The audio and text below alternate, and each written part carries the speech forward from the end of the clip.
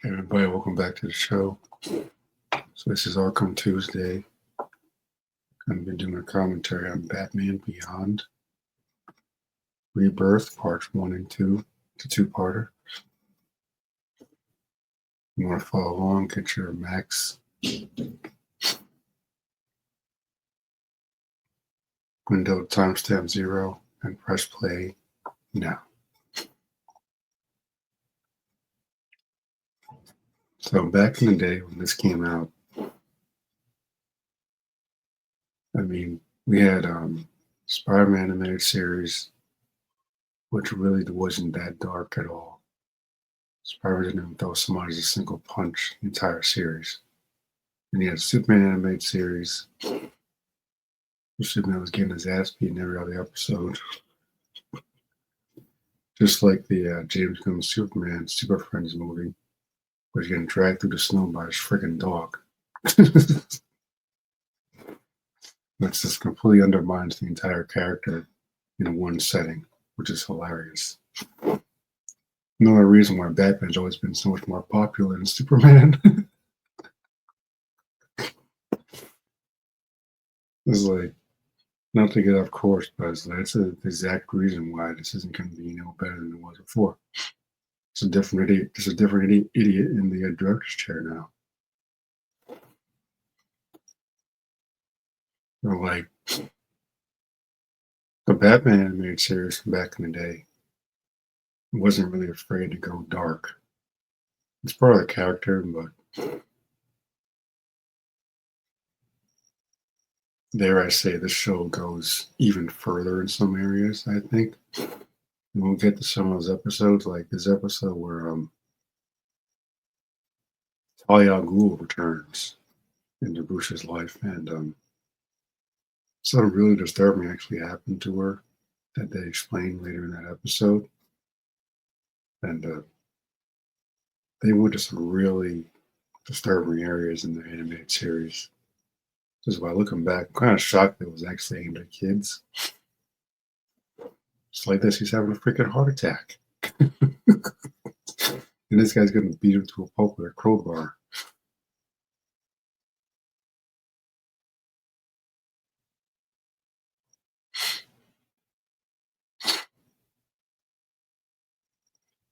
When we meet Terry McGinnis, like right out the gate, I see with that character a lot of Jason Todd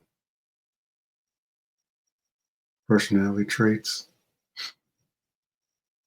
And of course, they made a little bit of a jokey character like Nightwing.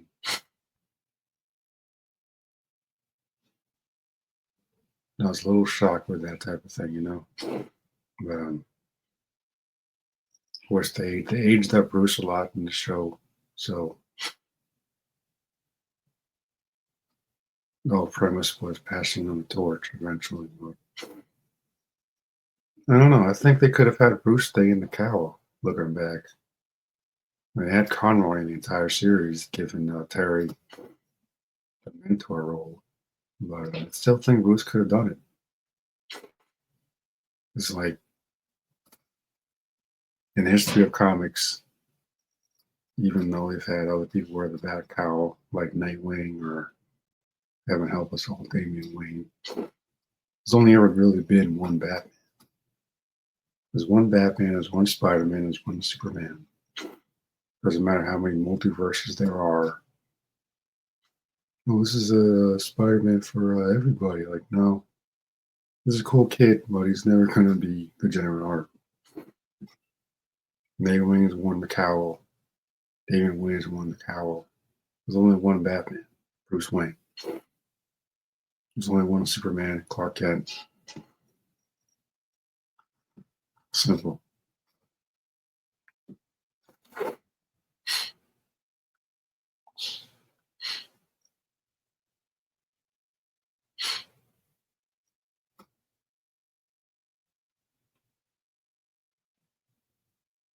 Yeah, this skipped like 20 years. So I guess maybe not. But yes, they did that, probably did that on purpose to really make sure they write Bruce Howard's story as far as like They're putting the cowl on again. And then there is an episode where he does don this like armored bat suit that he had in storage to save Terry's incompetent ass. But there he is right there.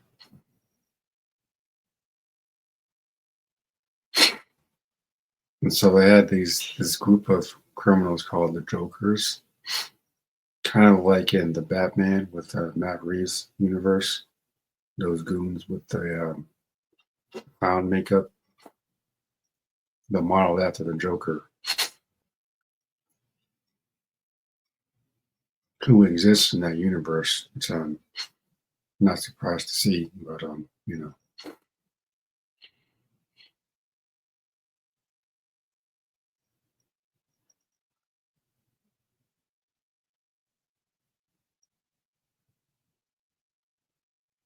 So he's about to beat this dude up like a freaking Jason Todd type of thing.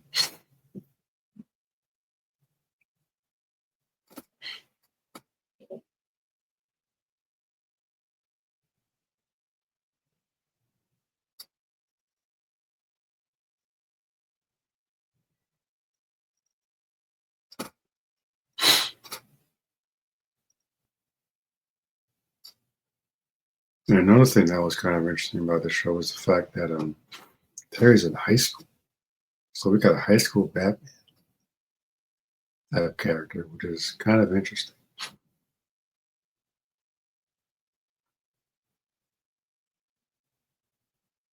He's even got the classic Peter Parker thing going on with the typical bully that he doesn't like. And he could probably beat the shit out of if he wanted to. But of course, he's not going to do that. Because why would he do that? Just end the robbery once and for all.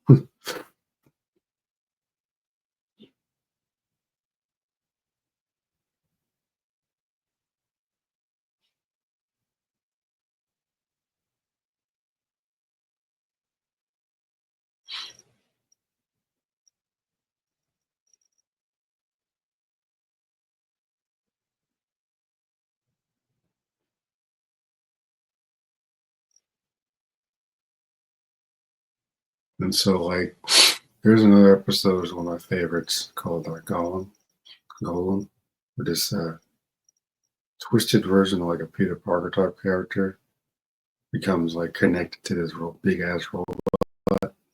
It's one of my favorite episodes in the entire series. Guys, there's a dude that got bullied and basically ends up getting again the Peter Parker type thing going on. He gets the powers. And he does the exact opposite of what Peter would do.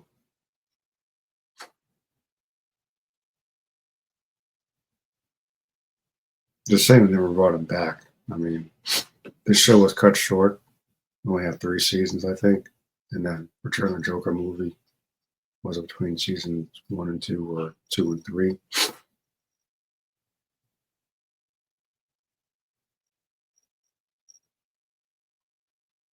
Because what happens to Terry's father is pretty dark. They don't show it, but it's implied, and that's what makes it kind of disturbing. So I'm saying they weren't afraid to do that type of stuff with the Batman cartoons. Or like the Superman or Spider-Man, they didn't bother. Outside of like the 8-armed Spider-Man storyline, the 8-armed Spider-Man storyline from the 90s cartoon. The 90s Spider-Man show never really went anywhere that was like too grotesque. Kids. It's understandable, but still. It always amazed me that the Batman cartoons would always felt more adult than some of the other shows.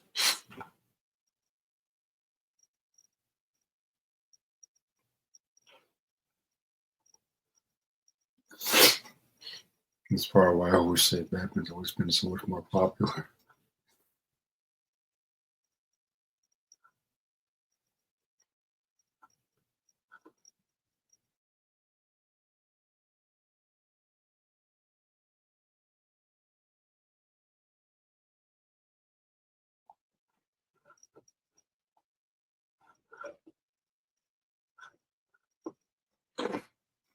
And then we got Derek Powers, who's like I don't want to say Lex Luthor type character, a typical business tycoon that, and he actually becomes a supervillain at the end of this two-parter, who I thought was always underused in the series.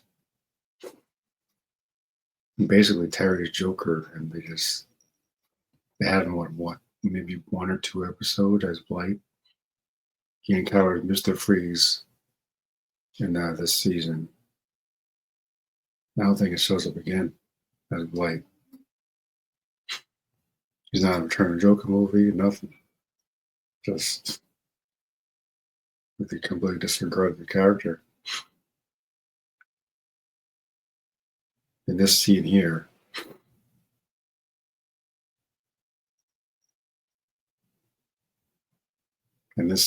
Terry about to have an argument with his father, like Peter talked Peter Young and Uncle Ben, Spider-Man.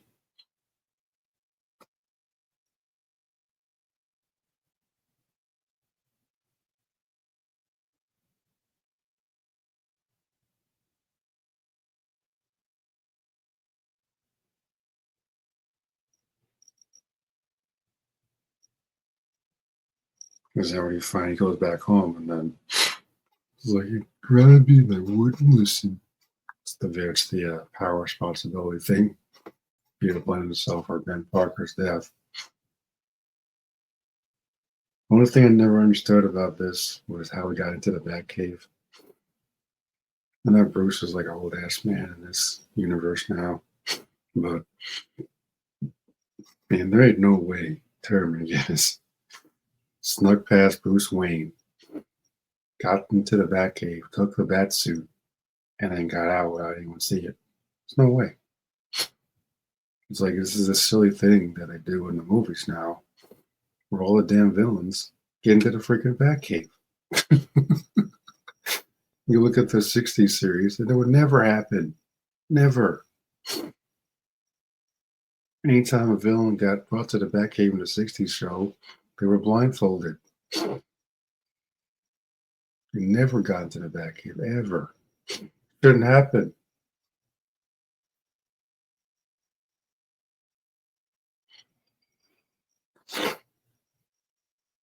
What is that?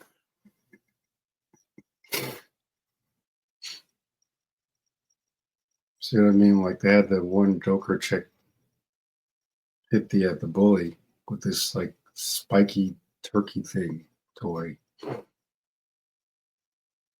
This is pretty violent. I'm like, this is in just probably 2000s, late 90s, 2000s. So, like I'm saying, they were not afraid to go dark with these cartoons. This was way more adult than a lot of the other shows that were on at the time.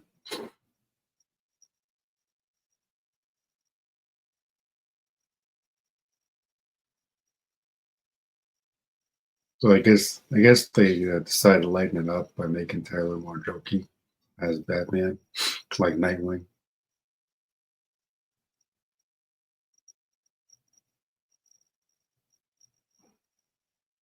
We just try and lighten it up, I suppose, but it was still insanely dark. Like you look at Return of the Joker, and the thing what Joker does to Tim Drake is just the fact that Batman still didn't have the balls to take him down. After that, it's just ridiculous. It's like, what exactly does it take for Batman to say, you know what, Joker, I'm going to take you down now? Because it just doesn't seem to matter what happens. Joker could beat a little kid to death with a crowbar, shoot his friend through the spine. Nope, still not going to take you down. Or even the cops. Cops don't do anything either.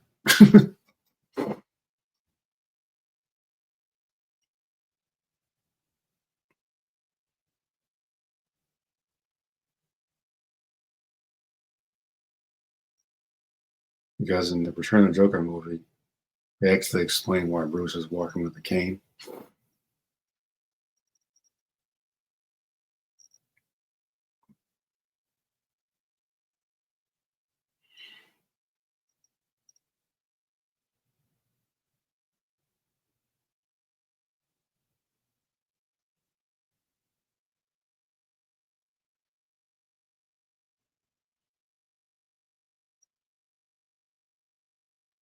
I mean, like, if you want to introduce Batman to a new generation, this is how you do it. Like,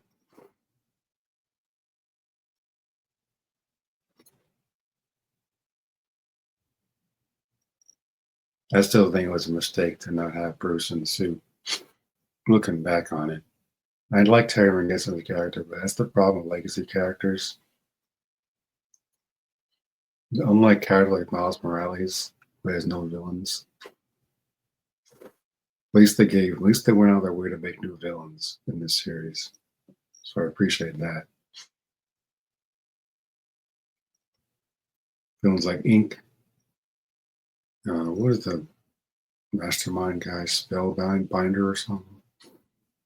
They brought Mr. Freeze back, which is actually pretty cool. They got Blight. Uh, we even brought the splicing thing in there, which is new for the series.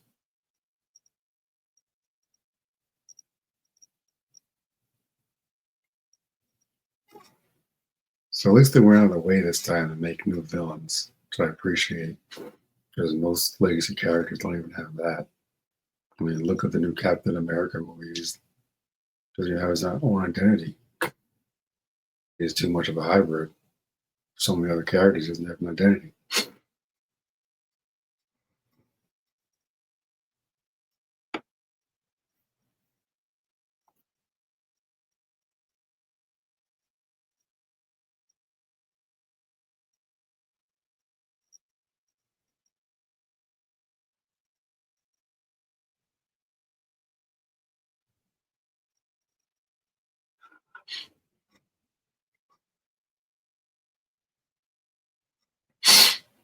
And it's like the way he stumbles upon the Batcave is kind of interesting.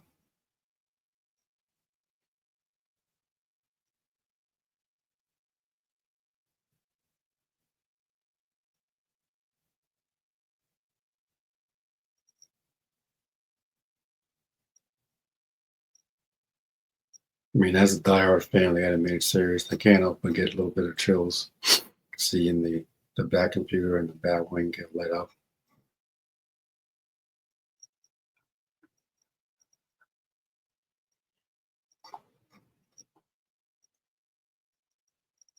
It's kind of the same reaction I had with the Flash movie, as bad as that was when yeah, I think it was Barry Allen found the Batcave and they had the classic 1989 Batmobile under the sheet, the cloth sheet or whatever.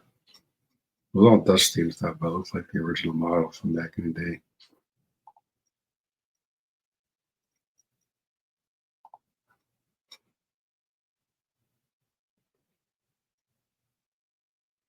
I mean, they took a risk with Batman Beyond. I think it worked for the most part. I think with the Arkham games, I think this is Batman Beyond is the only way to go going forward because Conway's no longer with us. Unless they were going to do something with the Arkham Origins universe with Roger Craig Smith, that could work. But that's set a little bit further back in the Arkham history. But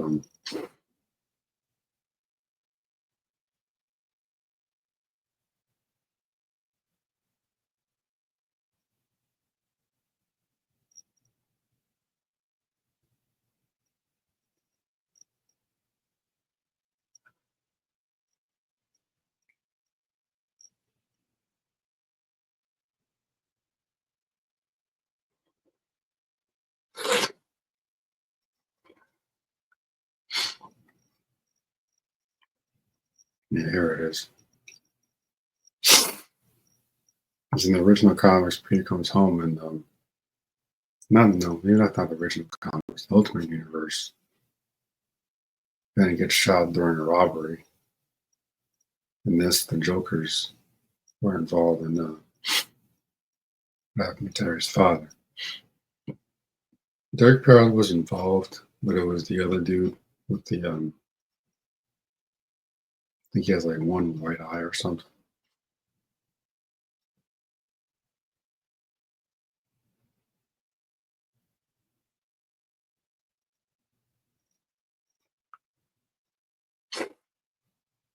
And then in Return of the Joker manages to gas Bruce Wayne in the Batcave. Because I, for one, always believe the Joker has always known Batman's identity. So they kind of did the killing joke already in Return of the Joker.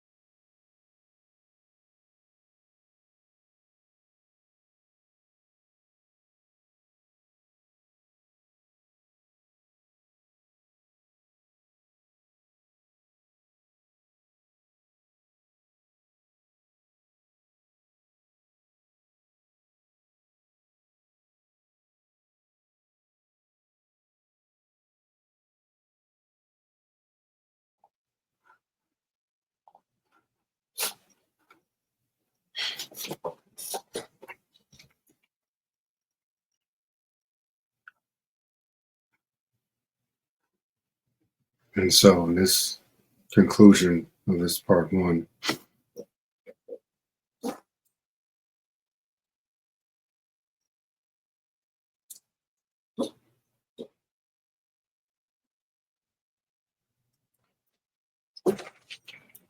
goes back to Wayne Manor and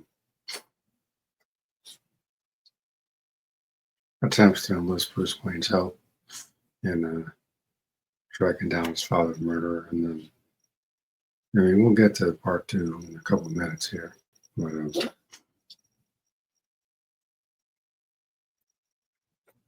yeah, his origin is a little too Peter Parkery for me.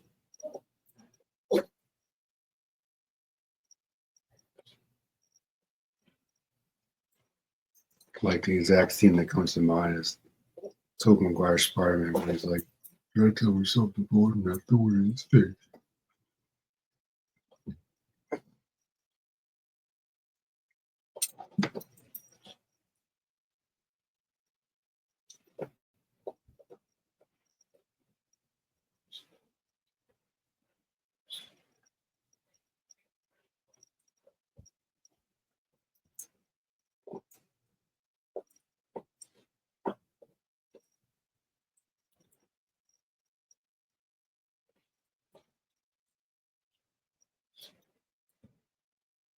And most superheroes don't have siblings. Terry has a younger brother named Matt, I think. He actually becomes a Batman fan when Terry becomes Batman, which I thought was kind of hilarious.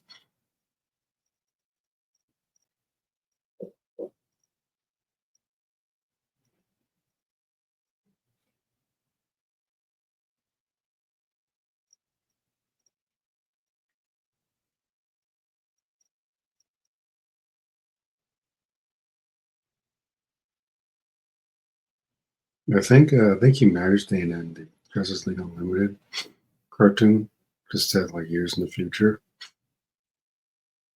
They try to do this ridiculous crap with Terry being Bruce's son or some crap. So I'm like, yeah, okay. That was a little bit of a stretch even for that show. But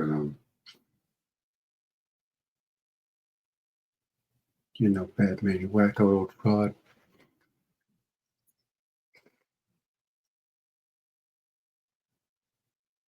And this kind of ties into that old generational thing. Like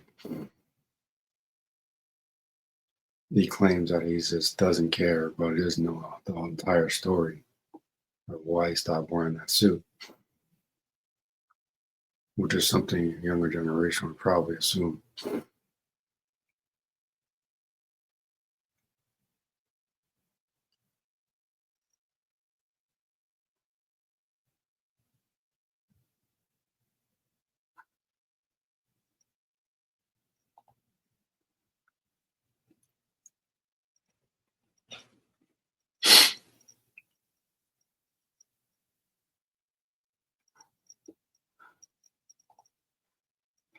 So I think that the Arkham games should definitely go in the direction of Batman Beyond.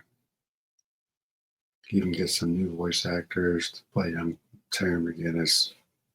They could bring in Roger Craig Smith to play Batman, Bruce Wayne, or they could revive the Gotham Knights series, which I thought was cut a little short because of these stupid writers killing off Bruce Wayne twice in the same game. Right, there's just so many stories they could have told in that universe, regardless of whether it's in the Arkham universe or not. All those characters, Barbara, Jason, Tim, Nightwing, they've all had runs in the comics. They're all insanely popular. They've been around for decades. There's so many stories that they could have told. That, and they could have easily done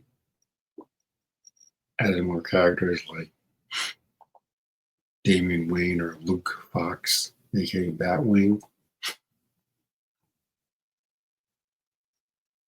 Could have brought in Selena Kyle, Stephanie Brown. Like, could have been years of content right there. Could have had a whole nother trilogy of storytelling games. So they just jumped the gun and was like, oh no, we're just gonna toss this franchise in the trash, despite all the potential it had.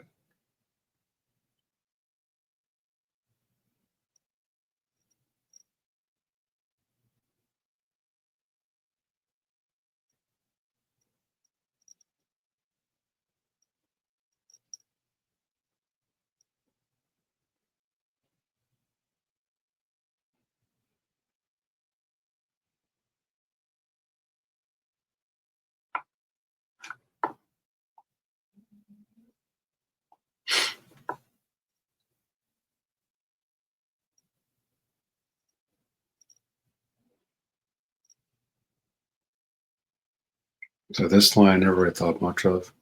Was it something happened to you? What just that he got old? Never really thought much of that line as a kid. I just thought he was trying to insult him or something. But like later in the episode, he says he read up on him, did some research and all that type of stuff. Still don't understand how I got into the Batcave. That's my only real criticism of the show. Doesn't make any sense. There's no back ways in there in that cave.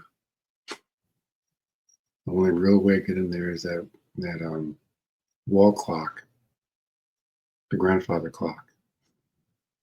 And there's used to be tunnels where you can go with the bat boat or the bat wing.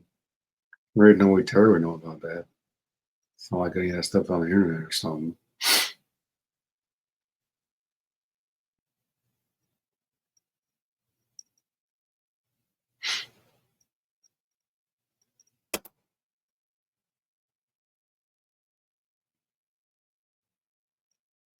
No, this is where he kicks him in the balls. At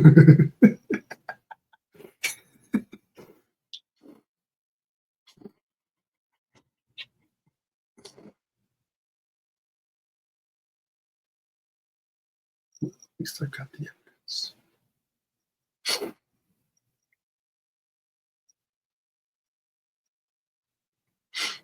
Like this is the type of like Neo Gotham universe that Joel Schumacher had in Batman Forever.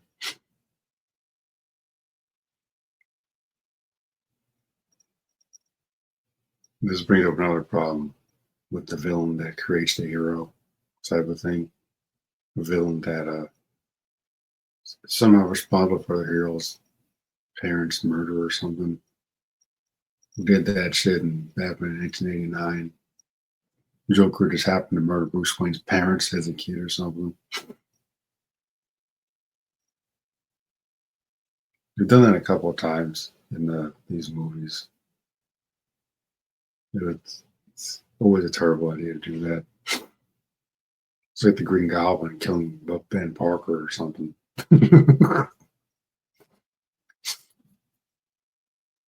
Yeah, I don't understand this. I guess see how we tied up the dog, but like, I don't understand how we can get past Bruce Wayne and get into the Batcave without making a sound. Like, there's no way. There's no secret entrances or anything. He just goes down there and the freaking suit is gone. I'm like, how did he get in there? I never understood that shit. So no wonder he's so pissed. Like, how in the world did he get in there? They never show you. There's no deleted scenes. He just sneaks in the Batcave somehow and just happens to take the new bat suit without being seen or anything.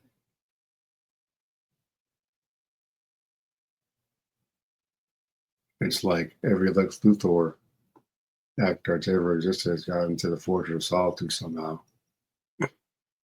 You think Kryptonian technology would have more security.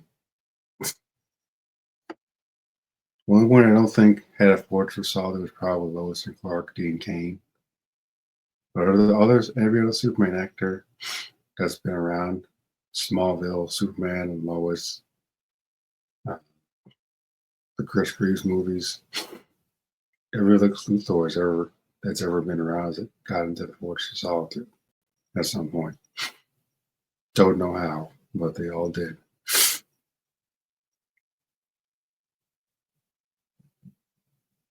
Because people always talk about how advanced Kryptonian technology is, and yet, how in the world does something like that happen?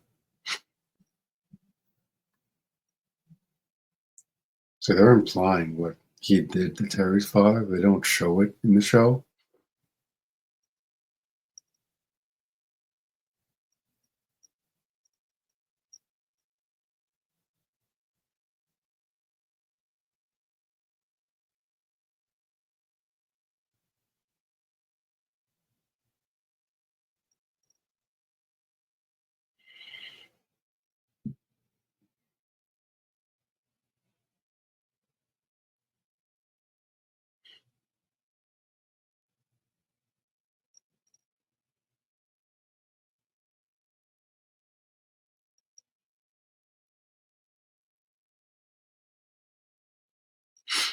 And Terry kind of creates Blight because he throws the canister at him and then just straight up flies the F away. And then leaves the other guy to drown. So I'm like, this version of Batman is kind of unhinged in a lot of ways. And Bruce doesn't really do anything to try and reel him in this particular series. So I was a little shocked by, honestly. That's why I compare him to Jason Todd, because it's like Jason Todd type of stuff, Red Hood stuff.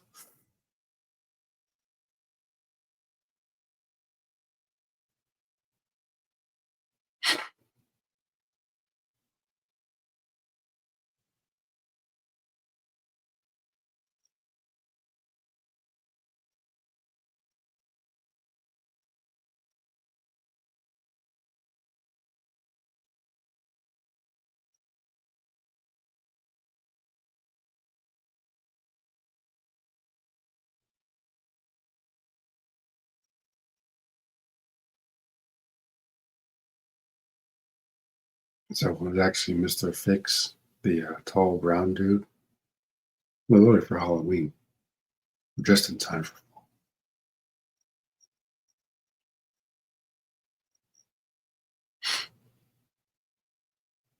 We got these friggin' stormtrooper looking dudes.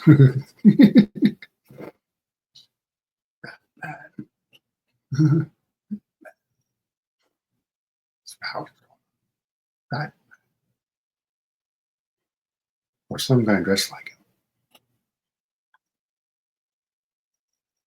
him. Because like that hasn't been seen or heard from in like 20 years in this universe, apparently.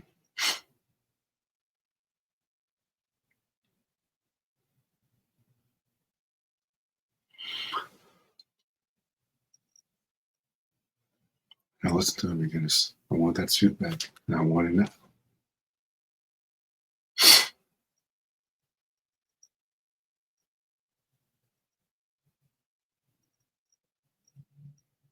Still don't know how he got into the cave. That just bothers me. So it was like basically he got through the gate, tied up the dog, ran all the way up to the front gate of the Wayne Manor, got inside, snuck past Wayne, and went all the way down the stairs to the back cave, took the damn suit, and got out.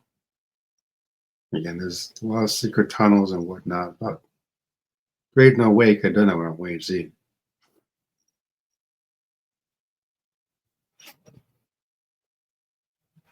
No thanks.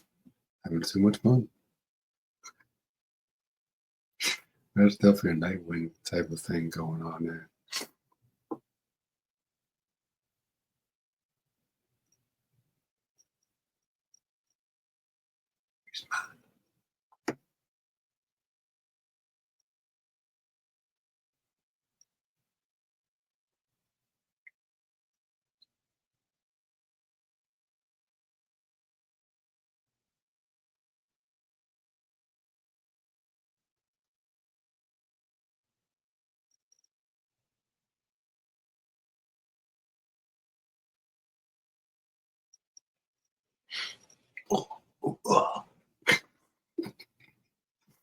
This type of thing happens to Superman all the time. There'll be a bunch of street criminals kicking the shit out of him. They ain't got no business kicking the shit out of him. It happens to him all the time in the Superman animated series. And it wasn't until the World's Finest trilogy when Batman shows up. Batman ends up saving his sorry ass. At least twice. And that was what, late 90s? Kids WB back in the day.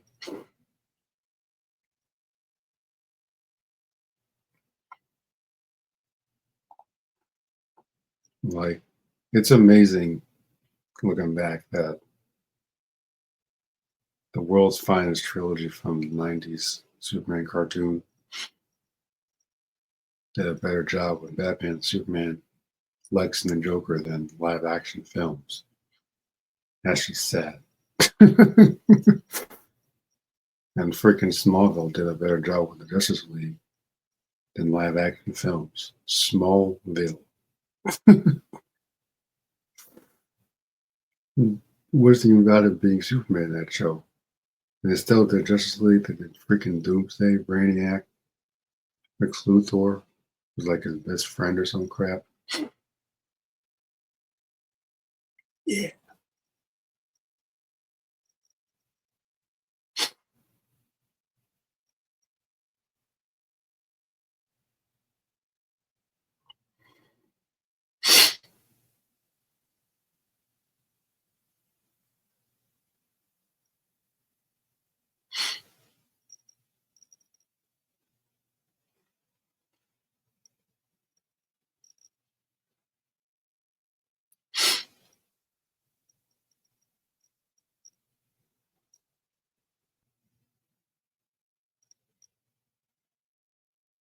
So they kind of reduced Bruce to like the guy in the chair.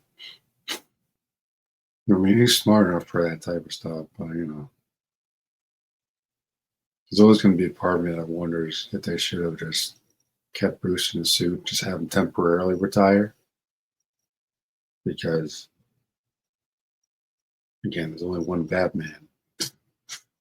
There is cool. I just, it's that legacy character thing that just doesn't always work.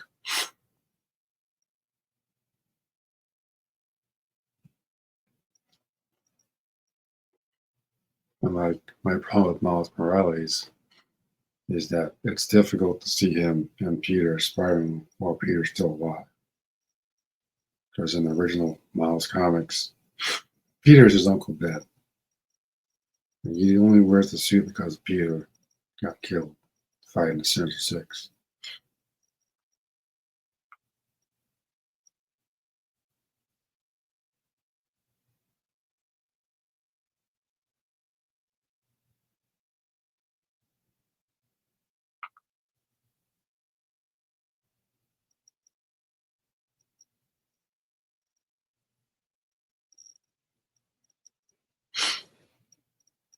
And again, I think my favorite part about Above and Beyond is the fact that they actually have new villains.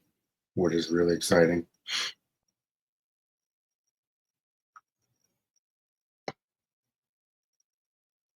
Like we'll get into a conversation about the Insomniac games eventually, but yeah, I appreciate them making new villains.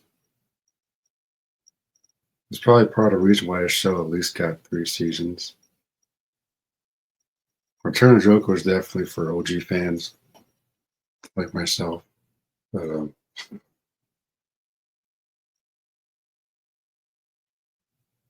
hey, look, there he is.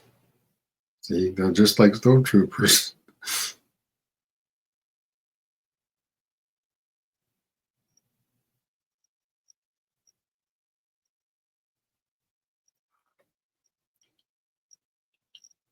We're out of business. When I ask for you fix, I'm breaking you in for the murder of. Oh, I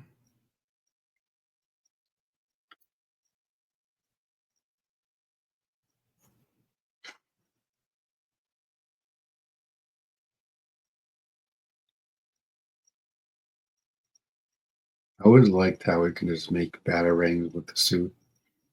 That was so cool.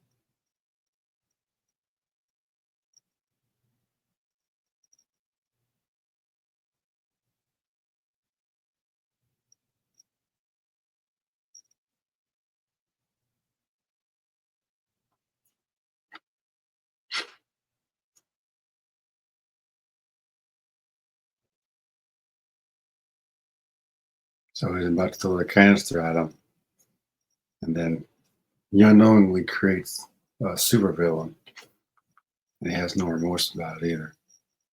Like Batman in the '90s, so he sent these villains to Arkham because he always had hope that they could get reformed, even the Joker. Which annoys me about why he just keeps letting the Joker breathe for everything he's done. He always had hope, like villains like Mr. Freeze, Riddler, Mad Hatter, those type of dudes, even Ivy or Harley Quinn. He always had hope they could be reformed. This is why he kept creating Arkham. Terry doesn't really have that morality because he's a very different character.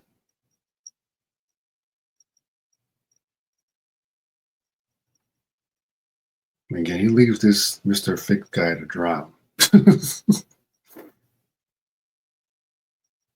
It's that Batman Begins thing where it's like I won't kill you, but I don't have to save you. Which I agree with, but at the same time, it's like, yeah, you should always establish some type of code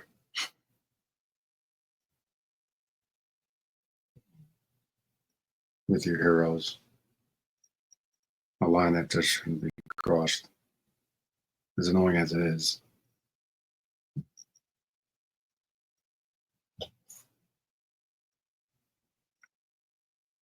I believe Superman could take out his enemies like Zod and just incomplete. He can still maintain his humanity.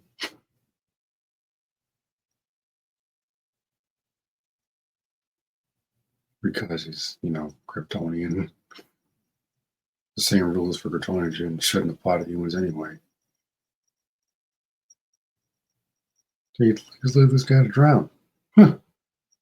Doesn't even consider taking him to jail. So he doesn't have the same morality as Bruce at all. This is why I say they weren't afraid to go dark with these cartoons back in the day. Just, my gosh. This was going into the 2000s era. Kids WB.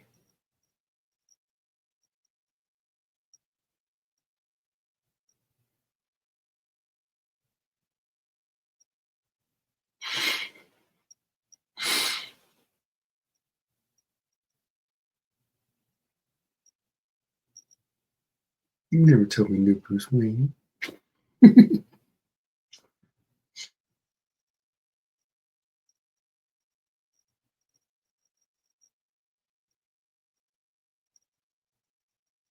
Bruce is a master of making excuses.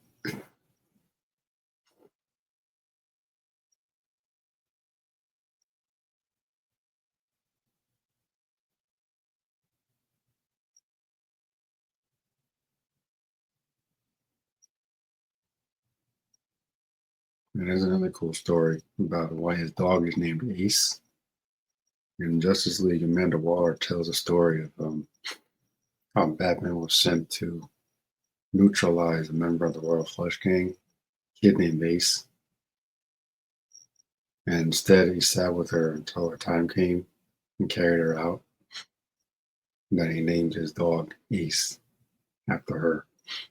The people always think Batman's just heartless, shrew, doesn't care about nobody. He cares a lot more than people think. Why else would he have so many sidekicks that he takes in? He just hides it well. He's not a Boy Scout like Superman, but he still cares in his own way.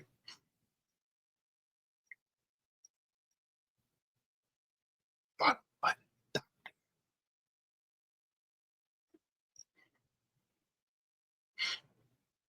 hey, I'm a doctor.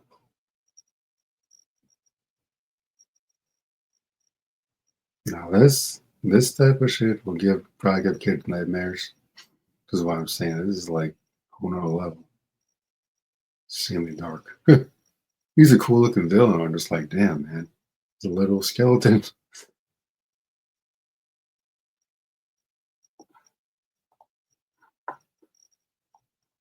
And so, like, even the way that episode ends with him laughing unmeaningfully, you would think he would be like the main villain going forward for like Terry McGinnis to go up against over and over again, like his Joker. They don't do it at all. He's in like 3 episodes and he barely showed up as Blight. He has this little clash with Mr. Freeze in another episode in this season, but other than that, you barely see their power as Blight. Like, he's not Robin Banks or nothing because he's like a rich dude already, but I was really disappointed with that. I'm like, you got this cool ass looking villain. And you don't do nothing with it. They already have praising this show for having new villains.